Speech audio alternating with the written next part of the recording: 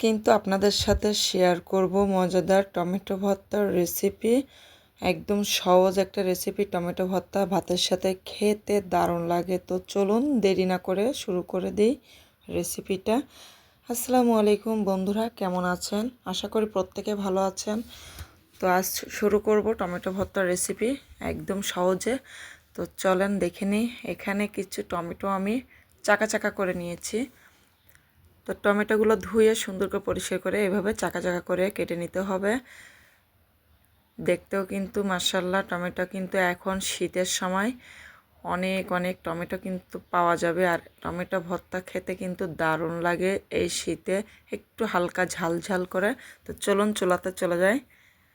কাটা টমেটোগুলো কিন্তু আমি প্রথমে প্যানে পেঁয়াজ আর মরিচ দিয়ে একটু ভেজে তারপরে টমেটোগুলো দিয়ে দিয়েছি।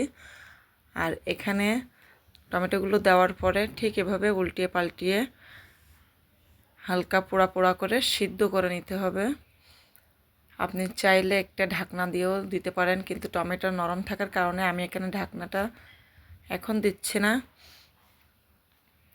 তো এভাবে করে উল্টিয়ে পাল্টিয়ে নেব টমেটোগুলা। টমেটো ভর্তা কিন্তু একদম সহজ। তো এখন একটু হালকা ঢেকে দেব যাতে করে দ্রুত হয়ে যায়। তো ঢাকনা খোলার পরে দেখেন কতটা একদম টমেটো গলে গেছে।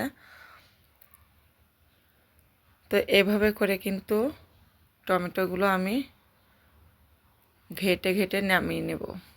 তো এখন যেটা করব, এখানে পেঁয়াজ ভেজে নিয়েছি আর মরিচ, ধনিয়া পাতা। মরিচটা আপনাদের যা যার ইচ্ছা মতো, যেটা আপনারা খেতে পারেন বা যে এরকম ঝাল খেতে পারেন। একটু লবণ দিয়ে দিলাম, সরিষার তেল।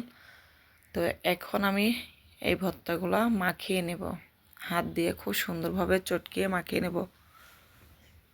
আপনারা চাইলে কিন্তু এখানে শুকনো মরিচটাও ইউজ করতে পারেন।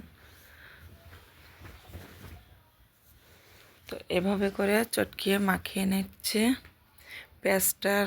ধনিয়া পাতাটা দেখেন, ধনিয়া পাতা অনেকে খায় না, আবার অনেকে খায়। যারা খান না তারা স্কিপ করবেন। তো এভাবে করে মাখিয়ে নিচ্ছে। আপনারা চাইলে এখানে 2টা রসুন কোয়াও দিতে পারেন টালার সময়, যখন টমেটোটা টালবেন।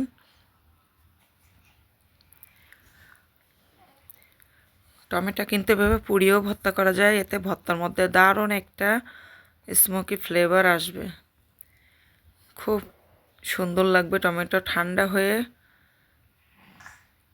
আরও মজা হয় বেশি। তো এখন আমি অন্য একটা